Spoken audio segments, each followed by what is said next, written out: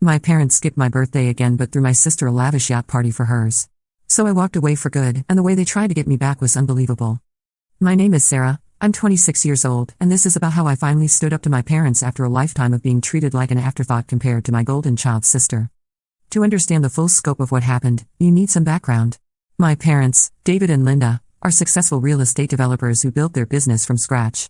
They're not billionaires, but they're definitely wealthy enough to afford multiple homes, luxury cars, and expensive vacations. My sister Jessica is 23, 3 years younger than me, and she's been the apple of their eye since the day she was born. Growing up, the favoritism was subtle at first. Jessica got the bigger bedroom because she needs more space for all her activities. When we both wanted to take piano lessons, somehow there was only budget for Jessica's lessons because I was already doing well in school and didn't need extra enrichment. When it came time for college, Jessica got a brand new BMW for her 18th birthday and a full ride to her dream school. I got a used Honda Civic and was told I needed to earn my way through state school with scholarships and part-time jobs. I convinced myself that this was just how families worked. Maybe I was more independent, maybe they knew I could handle more responsibility. I graduated summa cum laude with a degree in marketing, landed a great job at a tech startup, and moved into my own apartment. I was proud of what I'd accomplished on my own, but part of me always craved my parents' recognition. The birthday thing started when I turned 21. Jessica had just turned 18, and my parents threw her this massive party at their country club.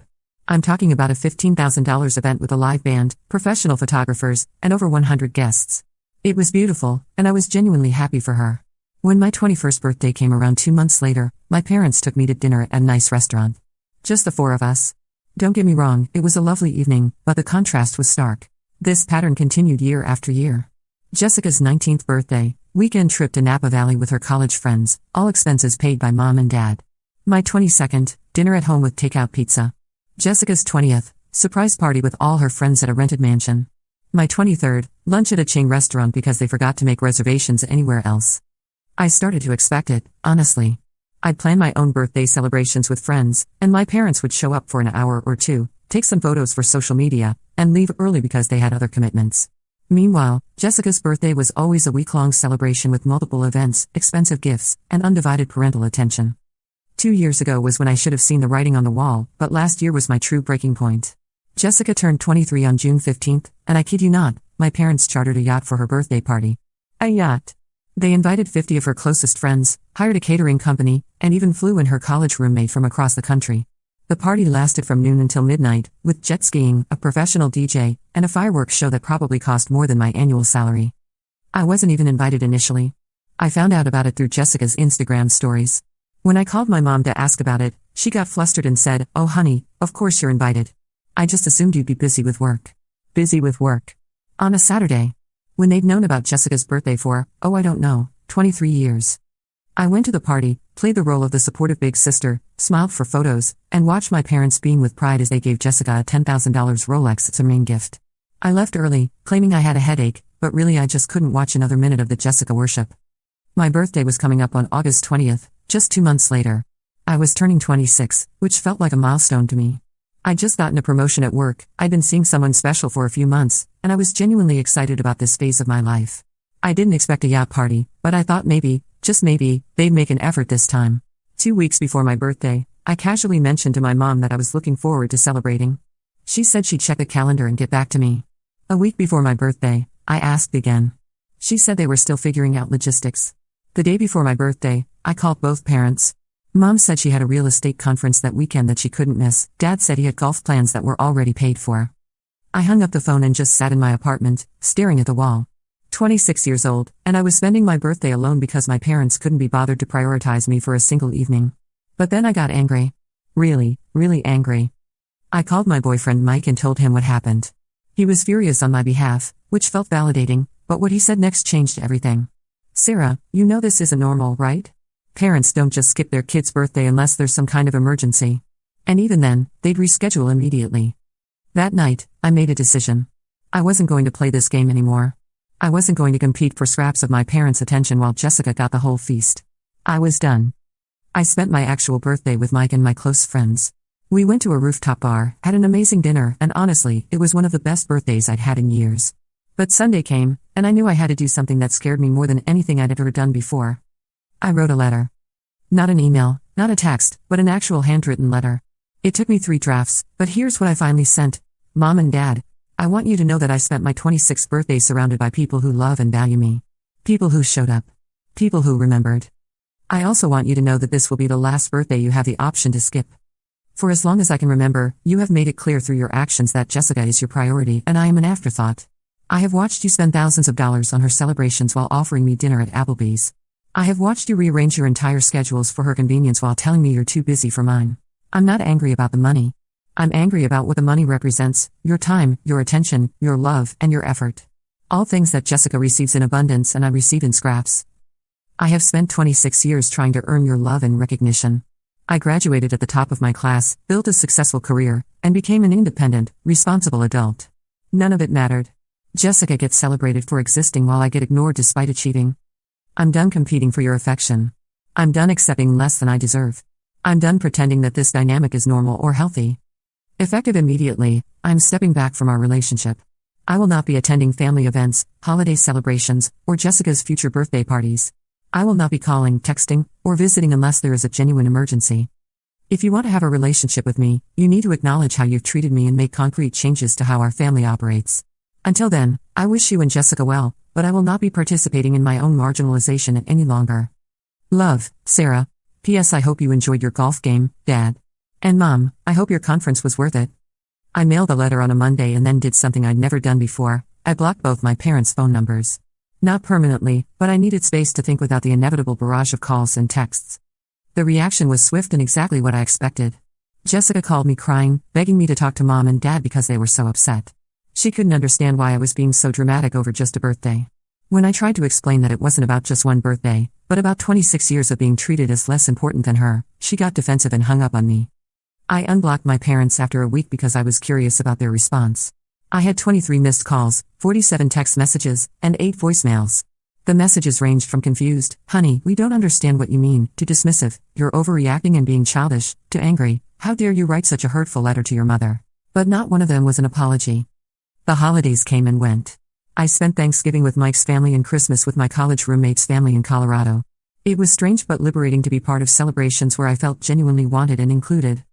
My parents sent me expensive Christmas gifts, a designer purse, high-end skincare products, and a gift certificate to an upscale spa.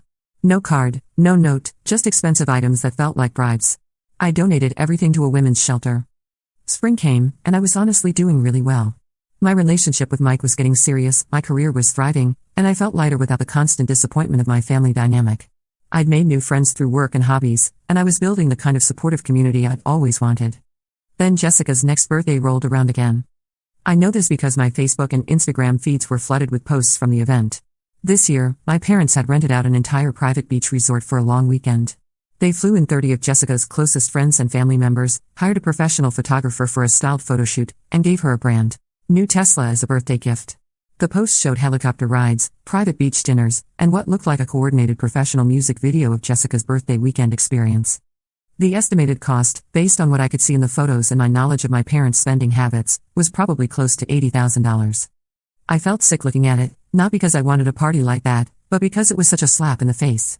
Here was proof, documented for all of social media to see, that my parents absolutely had the time, energy, and resources to throw elaborate celebrations. They just chose not to do it for me. But what happened next was what really pushed me over the edge. 2 weeks after Jessica's beach resort extravaganza, I got a call from an unknown number. It was my Aunt Rachel, my mom's sister, who I'd always been close to growing up but hadn't spoken to much in recent years. "Sarah, honey, I need to talk to you about what's going on with your parents," she said, sounding stressed. Apparently, my parents had been calling all of our extended family members, telling them that I had cut them off for no reason and was having some kind of mental health crisis. They were asking family members to talk sense into me and convince me to come home and apologize. But here's the kicker, they were also telling people that they had no idea why I was upset and that my letter had come out of nowhere with completely false accusations. Aunt Rachel had been at Jessica's beach resort party. She'd seen the extravagance firsthand, and she'd also been at enough family gatherings over the years to witness the differential treatment. She wasn't buying their innocent act. "Sarah, I've watched this dynamic for years and always felt uncomfortable about it, but I thought it wasn't my place to say anything," she told me. "But what they're doing now, trying to make you look unstable to the whole family, that's not right. I wanted you to know what they're saying so you can defend yourself." I was furious. It was bad enough that they couldn't acknowledge their behavior, but now they were actively trying to damage my reputation and relationships with other family members. That night, I decided it was time to stop playing defense and start playing offense. I spent the weekend crafting a detailed Facebook post with photo evidence. I used pictures from Jessica's birthday celebrations over the years, contrasted with pictures from my own birthdays. I included screenshots of text conversations where my parents had canceled on me last minute or forgotten about my plans. I laid out the financial disparities in a clear, factual way without being petty or mean-spirited. The post was long, but it was thorough. I explained the pattern of behavior, shared specific examples, and made it clear that this wasn't about jealousy or entitlement, but about basic respect and equality within our family. I ended the post with this: I want to be clear about something. I don't need my parents' money, I don't need expensive parties, and I don't need to be anyone's favorite child. What I needed was to feel valued and prioritized equally to my sister. What I needed was for my parents to show up for me the way they've always shown up for her. I tried for 26 years to earn their attention and respect. I've now spent the last 8 months learning that I can't earn something that should have been freely given. I'm sharing this because my parents are telling people that I've cut them off for no reason and that I'm having mental health issues. This is my reason. This is my truth. And my mental health has never been better than it is now that I've stopped accepting less than I deserve. The response was immediate and overwhelming. Extended family members, family friends, and even some of my parents' colleagues began commenting and private messaging me. It turns out that a lot of people had noticed the favoritism over the years but, like Aunt Rachel, have felt it wasn't their place to say anything. My dad's business partner commented publicly, "Sarah, I've watched you grow into an incredible young woman despite not getting the recognition you deserve at home. Your parents should be proud of who you've become, and I hope they can see that before it's too late." One of my mom's college friends sent me a private message: "Honey, I've been to Jessica's parties and always wondered why yours were so different. What you've written here breaks my heart, but I'm proud of you for standing up for yourself." Even some of Jessica's friends reached out privately to say that they'd always thought the treatment was unfair and that they respected me for finally speaking up. But the most surprising response came from my grandmother, my dad's mother, who I thought had always favored Jessica too. She called me directly after seeing my post. "Sarah, I owe you an apology," she said, her voice shaky. "I've been watching this happen for years, and I should have said something to your parents long ago. What they've done to you is wrong, and I'm ashamed that I enabled it by staying quiet." She went on to tell me that she'd actually tried to talk to my parents about the favoritism several times over the years, but they'd always dismissed her concerns or gotten angry at her for interfering. She'd eventually stopped bringing it up to keep peace in the family. "But seeing what you wrote, seeing it all laid out like that, made me realize how much damage their behavior has caused," she said. "I want you to know that I see you, I value you, and I'm proud of the woman you've become. And I'm going to make sure your parents know that their behavior is unacceptable." Within 48 hours of my post going live, I had dozens of messages of support from people who'd witnessed the family dynamic over the years. But I also had radio silence from the 3 people whose responses mattered most: my parents and Jessica. That silence lasted exactly 1 week. Then my parents showed up at my apartment. I came home from work on a Tuesday evening to find them sitting in the lobby of my building, looking uncomfortable and out of place. My doorman, bless him, had refused to let them up without my permission. When I saw them, my first instinct was to turn around and leave. But then I thought about everything I'd been through over the past 8 months, all the growth I'd experienced, and all the support I'd received from people who actually cared about me. I was stronger now. I could handle this conversation. I brought them up to my apartment, and we sat in my living room in the most awkward silence I've ever experienced. Finally, my mother spoke. "Sarah, we read your post," she said, practically spitting out the word post like it was something distasteful. "And?" I replied, keeping my voice calm and level. "And we think you've completely mischaracterized our family and embarrassed us in front of everyone we know," my father jumped in, his voice already rising. I almost laughed. Almost. Here they were, sitting in my apartment after showing up unannounced, and their primary concern was their public image. "So you're not here to apologize," I said. It wasn't a question. "Apologize for what?" my mother asked, genuinely seeming confused. "For loving both our daughters? For doing our best as parents?" That's when I realized they truly didn't get it. They weren't here because they'd had some moment of clarity about their behavior. They weren't here because they missed me or wanted to rebuild our relationship. They were here because I'd made them look bad in front of their community, and they wanted me to take it back. "Let me ask you something," I said, looking directly at both of them. "If you had to estimate how much money you've spent on Jessica's birthdays over the past 5 years, what would that number be?" They looked at each other uncomfortably. "I don't know why that matters," my father said. "Humor me." After some back and forth, they estimated around $100,000. They tried to justify it by saying that Jessica's birthdays had become family events that everyone enjoyed, and that I had never expressed interest in big parties. "Now," I continued, "how much would you estimate you spent on my birthdays in that same time period?" More uncomfortable silence. Finally, my mother whispered, "Maybe $800? "So Jessica gets $100,000 worth of celebration and I get $800, I said. "And you can't understand why I might feel less valued?" But Sarah, you're so independent. My mother exclaimed. You never seem to want those kinds of celebrations. I never seem to want them because you never offered them, I replied. Did you ever ask me what I wanted? Did you ever say, Sarah, how would you like to celebrate your birthday this year? Did you ever consider that maybe I was pretending not to care because caring hurt too much when I was constantly disappointed? The conversation went on for 2 hours.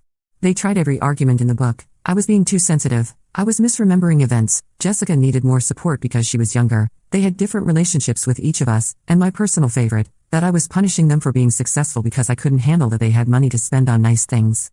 What made it even more infuriating was how they kept trying to rewrite history right in front of me. My mother actually claimed that they'd always celebrated both of us equally and that I was choosing to focus on the negative. When I brought up specific examples, like Jessica's yacht party versus my forgotten birthday, my father said I was cherry-picking incidents, and that I couldn't expect them to remember every little detail from years ago. Every little detail. My birthday was a little detail to them. They also kept insisting that I had different needs than Jessica, as if wanting to feel loved and prioritized by your parents was some kind of unreasonable character flaw. My mother said, you were always so mature and self-sufficient, Sarah. We knew you could handle more independence. It was like they'd convinced themselves that neglecting me was actually a compliment to my character. But the most manipulative part was how they kept trying to make me feel guilty for hurting Jessica. She's been crying for days, my mother said. She doesn't understand why you're trying to destroy the family over something so trivial. They painted Jessica as the innocent victim in all of this, as if she hadn't benefited enormously from the favoritism and as if she hadn't dismissed my feelings every time I tried to talk to her about it over the years. At one point, my father actually said, we gave you a good education and you have a successful career. Isn't that enough?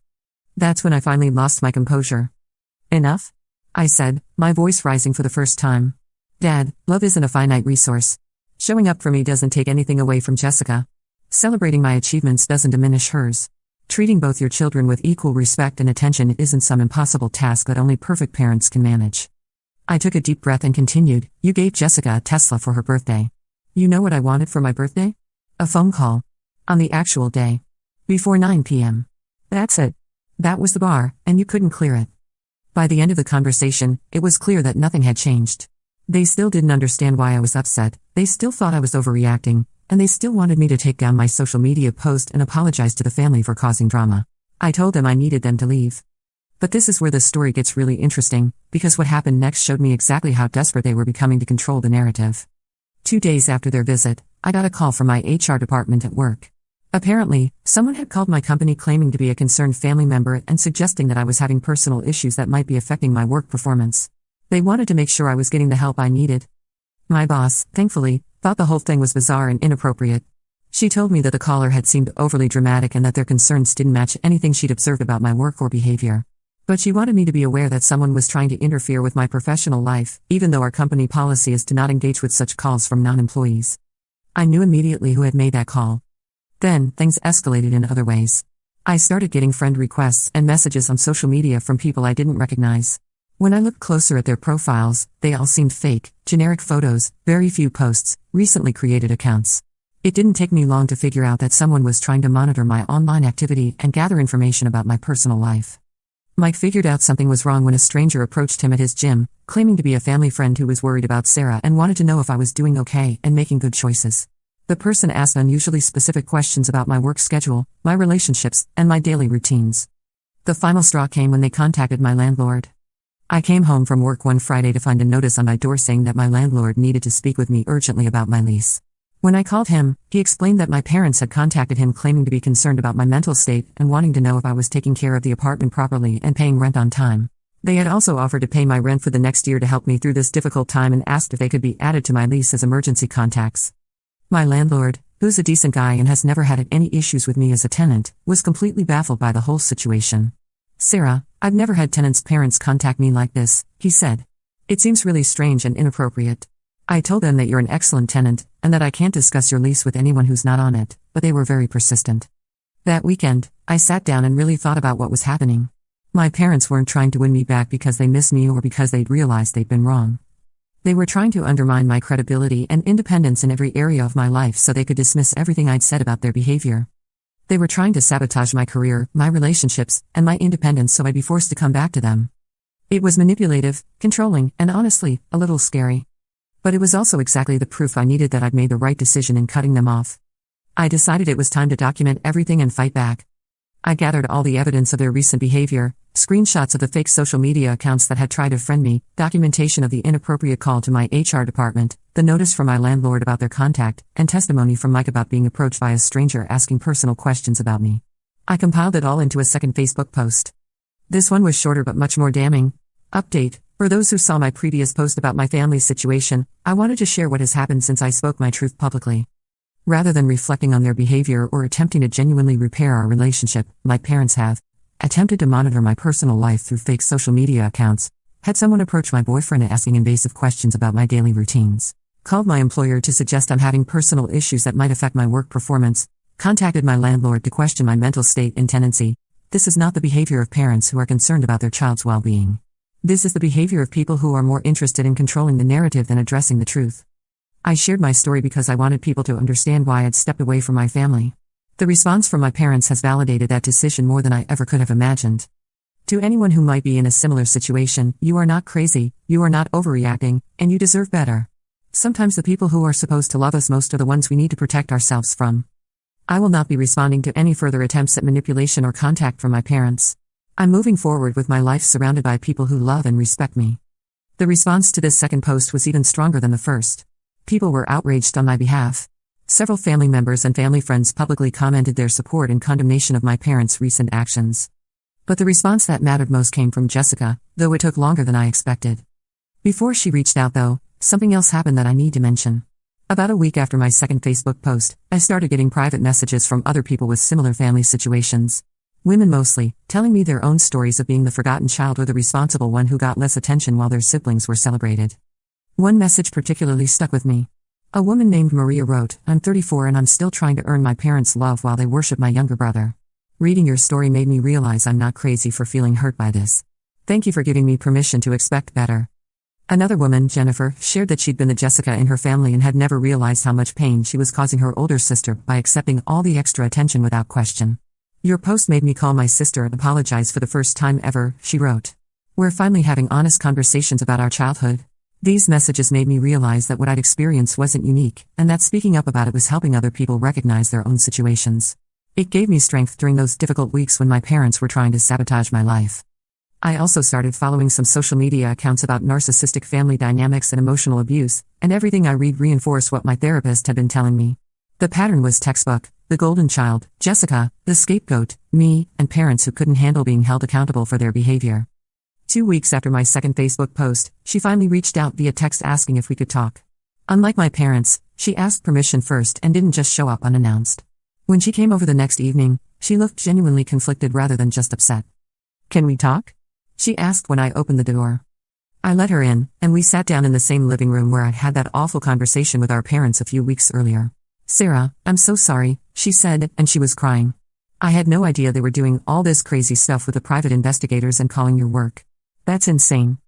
I waited for the but I still don't understand why you had to make everything so public," she continued. "Couldn't you have just talked to them privately?" I almost laughed. "Jess, I did try to talk to them privately. That's what the letter was. And look how they responded." "But the Facebook posts made them look terrible in front of everyone they know," she said. "They made themselves look terrible," I replied. "I just documented what actually happened." We talked for over an hour. Jessica admitted that she'd always known our parents treated us differently, but she convinced herself that it was because I was more independent and didn't need as much support.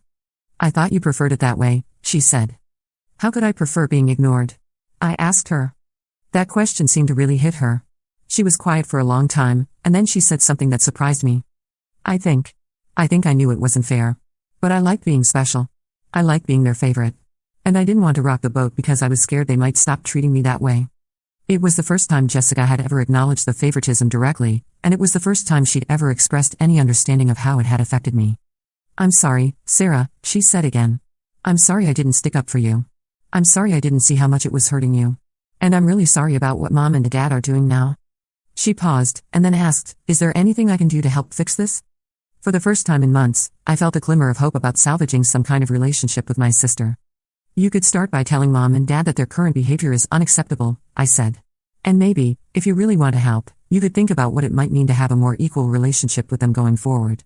Jessica looked confused. "What do you mean?" "I mean, what if you told them you didn't need a $75,000 birthday party next year? What if you suggested they put some of that money toward treating both of us more equally? She looked genuinely panicked at the suggestion, which told me everything I needed to know about how ready she was to give up her princess status for the sake of fairness.